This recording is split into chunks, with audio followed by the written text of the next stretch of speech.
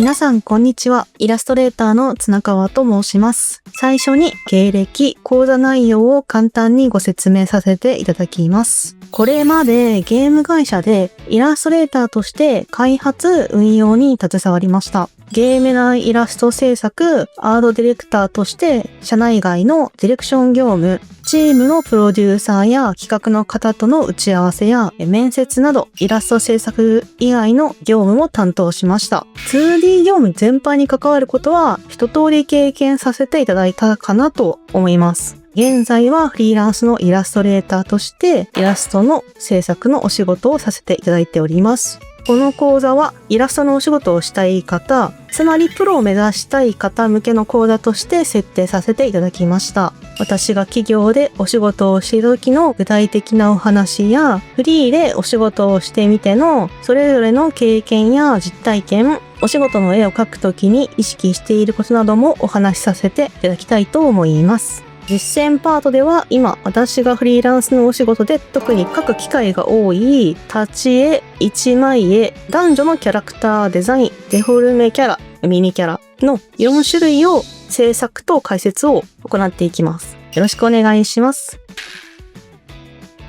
はい、それではこの一枚絵のまとめと見せたいところを強調するやり方、全体の空気感を作る私がいつもやっているやり方など紹介して終わりにしようかなと思います。全体の空気感としてこういう演出を入れたり足していこうと思います。空気感を先に出すやり方として光に室内の埃が反射してちょっとキラキラしたイメージを入れてキャラクターとか全体を邪魔しない程度に濃さとか強弱をつけてあげられるといいかなとか、あと大きさとかも距離感に合わせて調整してもいいかなと思います。あとはキャラクターの顔周りとかを強調させるやり方として新規色調補正レイヤーのこのレベル補正、キャラクター全体にかかってるのを強調してあげたいとこだけ削ったり、これだけでも結構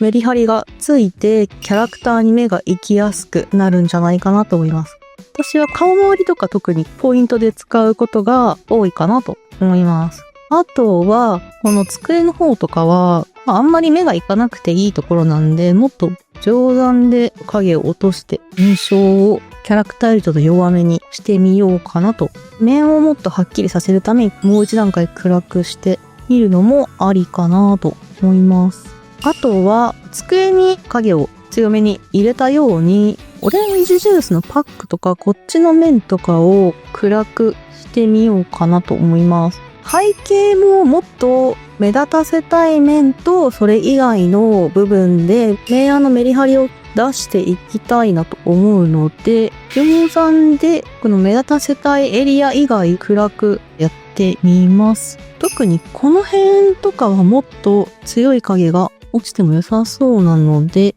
この光源から差し込んでくる光に対して他の部分がどのくらいの暗さになるかなっていうのをちょっと参考資料とかを見ながらこの絵に合う濃さ調整して上段で入れてみて、強すぎるところは抜いてあげて、さらにキャラクターそれぞれを際立たせたいので、キャラクターの周りに白い縁とかをスクリーンで入れて、キャラクターがもっと手前に浮き出て見えるような処理をちょっとやってみようかなと思います。境界効果で縁を足して統合して拡張でここのサイズを調整できたりとかもやってもらっていいかなと思います。で、ぼかしを入れて、この青いラインが今縁を作ったところですね。こんな感じで縁を作ってキャラクターと背景をもっとくっきり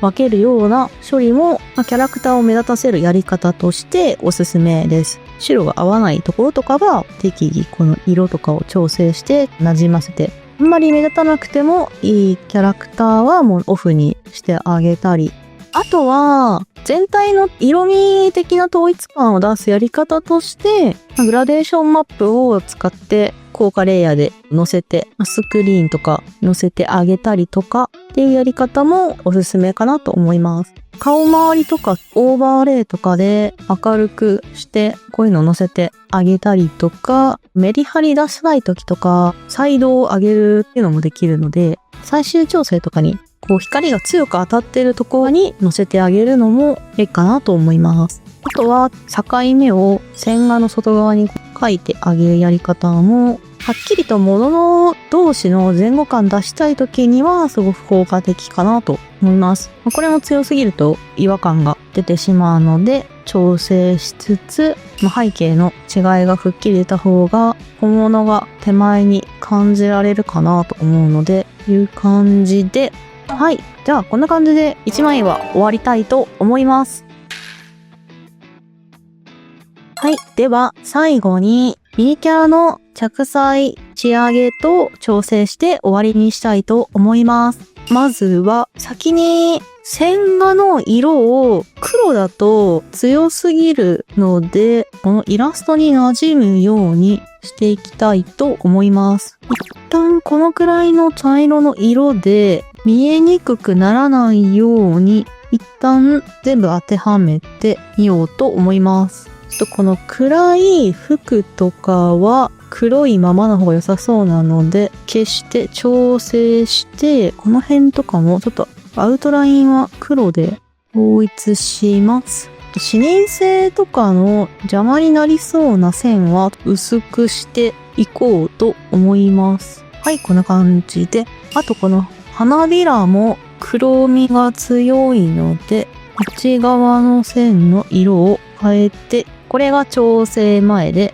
色替えしてだいぶ見やすくなったんじゃないかなと思います。あとは髪の毛の情報量とかをもっと上げたい場合とか、結構こういうテクスチャーとか貼ったりすることがあるので、それもやってみようかなと思います。髪だけに限らず、情報量を上げたいところに貼っても可愛くなるかなと思うので、効果レイヤーとかでいろいろ載せてオーバーレイだったり、こういうのを入れてみたり、こんな感じで自分が納得できるようにいろいろ置いてみたりして、これだけでもちょっと透明感出たり情報量が上がるのでいいかなと。で、こういう柄とかのテクスチャーも結構可愛いので入れてみたら、オーバーレイとか載せてみたり、コピペしていろいろ重ねて入れてみるのもいいかなと思います。位置を調整してこんな感じで、あとはアウトラインの幅を統一感出すために揃える。キャラクター全体コピーして境界効果黒で、アウトラインは太めで中の詳細を書き込む部分は細めにすると視認性が上がって見やすくてっていうところがあるので、線画がちょっと物足りないなっていう時に試してみるのがおすすめです。じゃあ最後にサイドをオーバーレイとかで上げて、これも部分的にやった方がいいかなと。この目とかもそうなんですけど、赤が乗っちゃって目の色が本来のキャラクターとかけ離れたりしちゃうので、その辺とか注意しつつ様子見ながら修正していくっていう感じですね。コントラストを出したりとか、暗いところをもっと暗くする。この辺もちょっと光源の位置に同じ黄色系の色を足してみたり、スクリーンとかでも何でもいいんですけど、こんな感じでいろいろ色味の調整をやって、理想に近づけていく作業をしてみました。これも最後グラデーションマップとかカラーバランスとか足してみるのもいいかなと思います。青さを加えると透明感が出るので、ちょっとだけ足しています。目の印象も強いなかったらちょっと強い色をポイントで入れてみたりとか、口がベタ塗りのままだったのでちょっとだけ陰影を足しておきます。はい、こんな感じで完成しました。基本的には今やったようなことを最終調整ではやっています。これで制作はすべて終了になります。長い時間お付き合いいただきありがとうございます。